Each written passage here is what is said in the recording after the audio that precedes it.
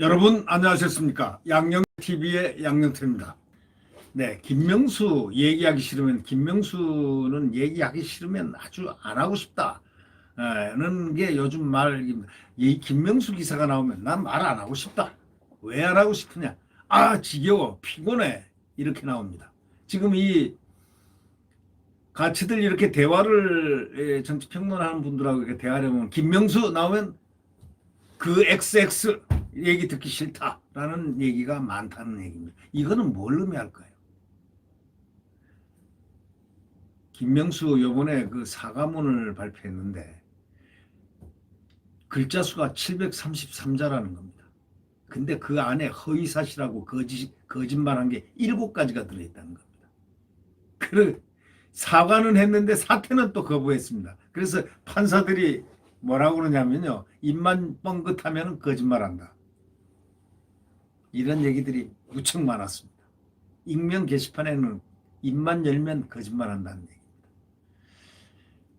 김명수 대법원장이 어저께 3,000명을 포함한 전국 법원 직원 1만 8천여 명이 보는 법원 내부 통신망에다가 최근 자신의 거짓말 논란에 대해서 사과하는 입장이 보이는 그런 문장을 올렸는데, 그건 뭐냐면 작년 5월 임성근 부산 고법 부장판사하고 면담할 때 탄핵을 거론하면서 사표를 반려해놓고 또 부인했다가 임 부장판사의 대화 녹음 공개 때문에 탄로가 난 상황에 대한 바로 거기에 대한 자기 해명 입장문입니다. 그 김 대법원장은 이렇게 얘기합니다. 큰 실망과 걱정을 끼쳐드린 것을 깊이 사과한다고 말하면서 사표 수리 여부에 대해서는 그때는 정치적 고려는 없었다고 밝혔습니다. 아니, 정치가 어쩌고 저쩌고, 정치 상황이 어쩌고 저쩌고 얘기를 해놓고서 정치적 고려가 없었다고 얘기한 겁니다. 그러나 이런 입장문을 딱 받아본 판사들이 뭐라고 그러냐면요.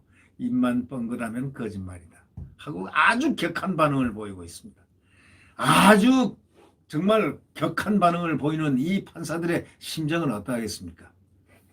판사들의 명예를 먹고 사는 판사들을 지금 명예를 거짓말쟁이가 대법원장이 돼가지고 대표가 사법부 대표 수장이 돼 있으니 그들의 마음속에서는 얼마나 부글부글 하겠습니까? 바로 그러니까 입만 뻥긋하면 거짓말이다. 이런 격한 반응을 보이는 거 아니겠습니까? 이 판사 전용 익명 게시판에 이날 뻥이라는 거 있죠. 이 거짓말하는 사람을 뻥이라고 그러잖아요. 김뻥수 아니면 김뻔수, 뻔뻔하다는 김뻔수, 뭐 이런 얘기들이 막 올라왔습니다. 김뻥수, 김뻔수, 뻥하고 뻔뻔하다, 뻥, 거짓말하는 뻥. 또 유체이탈 화법은 정치인들이라 하는 줄 알았는데 보니까 그게 아니더라. 거짓말쟁이다. 이런 글이 계속 올라오고 있습니다. 이날 A4 용지 한 장 남짓한 분량의 글자 수로는 말이죠. 이 조선일보 조백건 기자가 이 기사화를 한 기사 내용에 하면 733자 입장문에 최소 7가지 허위사실, 명백한 거짓말이 담겨 있었기 때문이라고 분석했습니다. 그래서 이 김 기자가 7가지 거짓말을 갖다가 뽑아서 분석을 해놓은 것입니다. 이걸 제가 한번 같이 공유를 하면서 읽으면서 한번 막 생각해 보겠습니다. 1. 사법부 둘러싼 여러 일 때문에 이라는 그런 말을 썼는데 본인의 거짓말이 근본 원인인데 사법부 둘러싼 여러 일 때문이라고 했는데 김 대법원장은 입장문 첫 대목에 말이죠. 최근에 우리 사법부를 둘러싼 여러 일로, 이거는 자기 거짓말 때문에 일이 일어난 건데 사법부를 둘러싼 여러 일 때문이라고 포장을 했다는 거죠. 다시 말하자면 최근에 우리 사법부를 둘러싼 여러 일로 국민과 법원 가족의 심려가 크실 줄 안다. 이렇게 말을 했는데 이건 사실이 아니라는 얘기입니다. 사법부 문제가 아니라 김명수 문제로 불거진 사안입니다.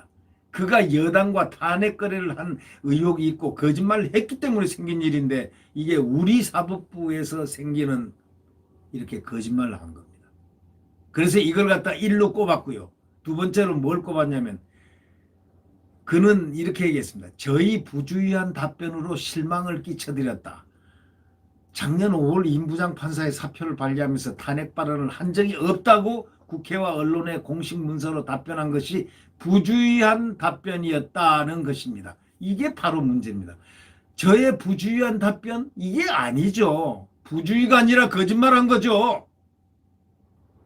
부주의하고 주의를 하질 못해가지고 이렇게 실수한 얘기하고 거짓말을 할 의도로 거짓말을 한 거하고는 질이 다르지 않습니까?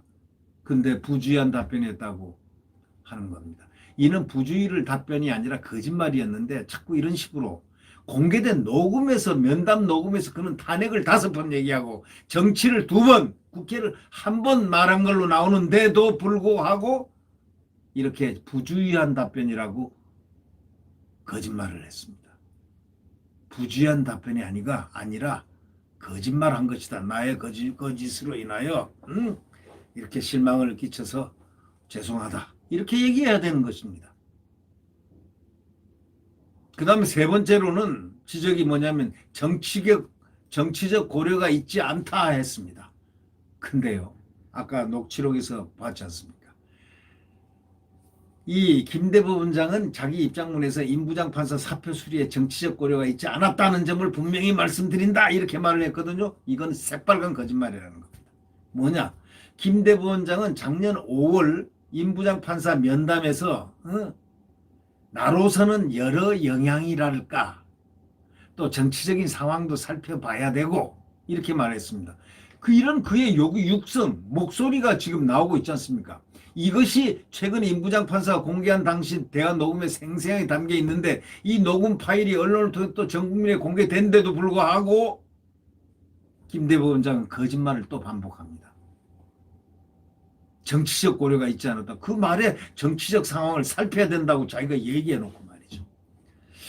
이게 어떻게 이렇게 판사가 이 대법원장까지 물론 대법원장이 자질이고 뭐고 뭐 이런 것은 전 얘기는 안 하겠지만 이런 대법원장이 있습니까? 거짓말을 하는 대법원장이. 그 다음 네 번째, 정치권 교감이 있을 수 없는 일이라고 얘기했습니다.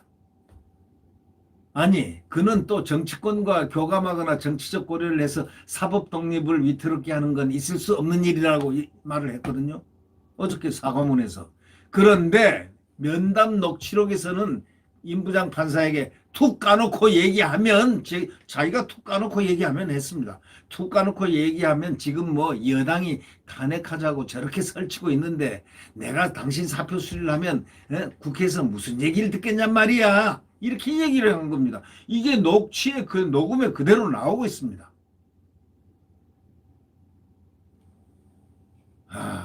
이분은 정말 불가능한 사람이네요.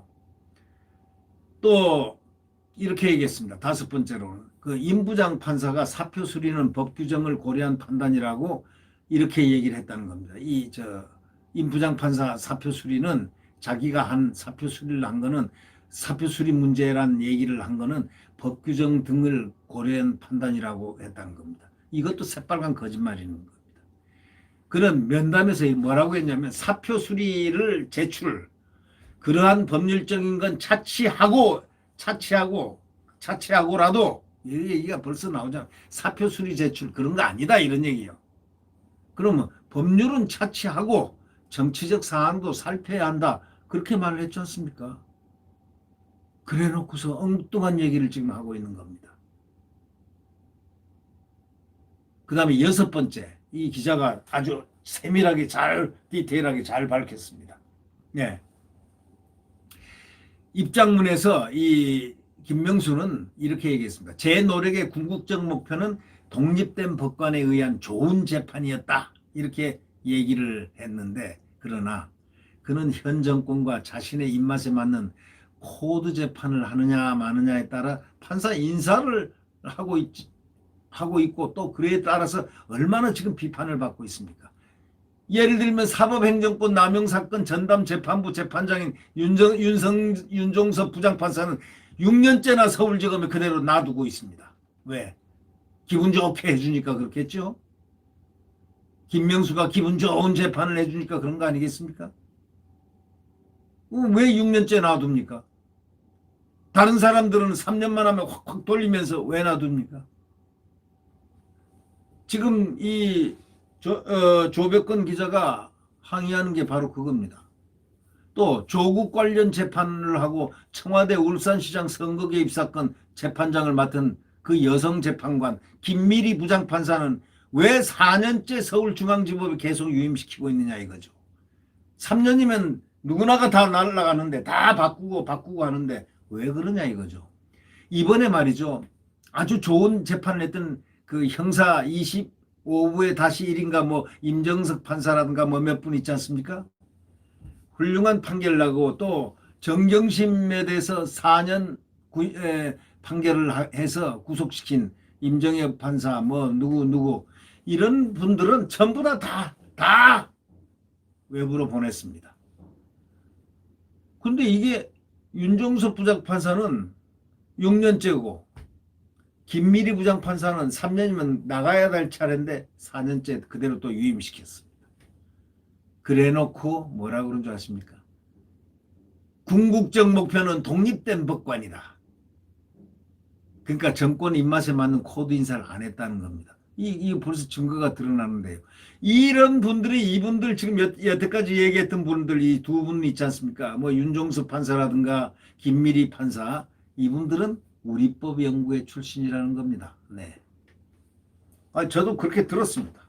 뭐 아니면 뭐 사과 드릴 거고 막 기면은 제 생각이 뭐 맞는다면은 맞겠죠. 네. 윤정석 부장판사,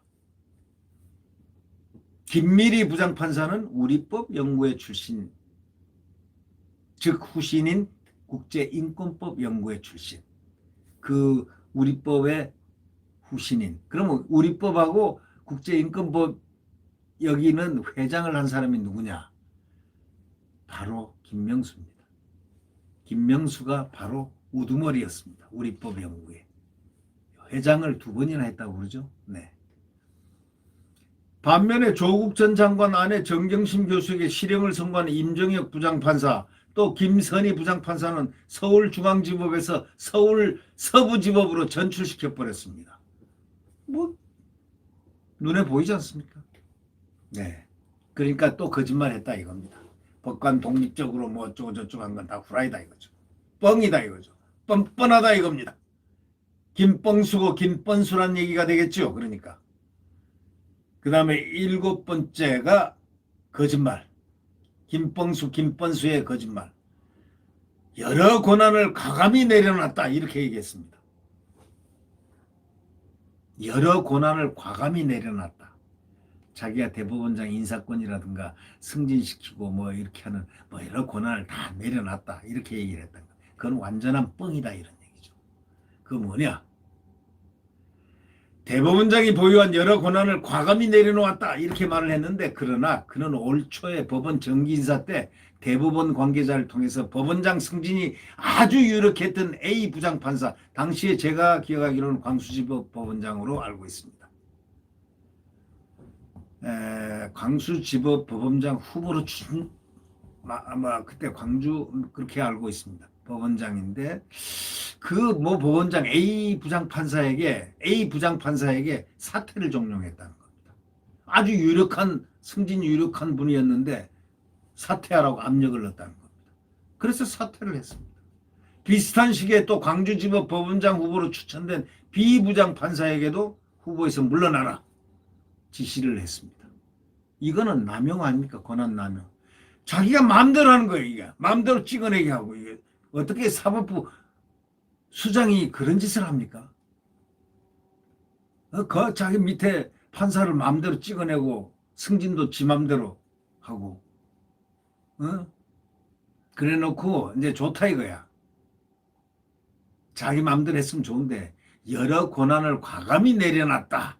왜 이런 거짓말을 하느냐 이런 얘기입니다.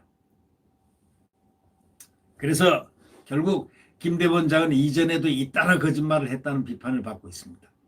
지난 4일 임부장 판사 면담 때 정기 인사가 아닌 중도 사직은 적절치 않다고 생각하고 탄핵 발언을 한 것 같다고 했지만은 그는 벌써 임부장 판사의 올 2월 정기인사 사직 요청도 거부한 것으로 드러났습니다.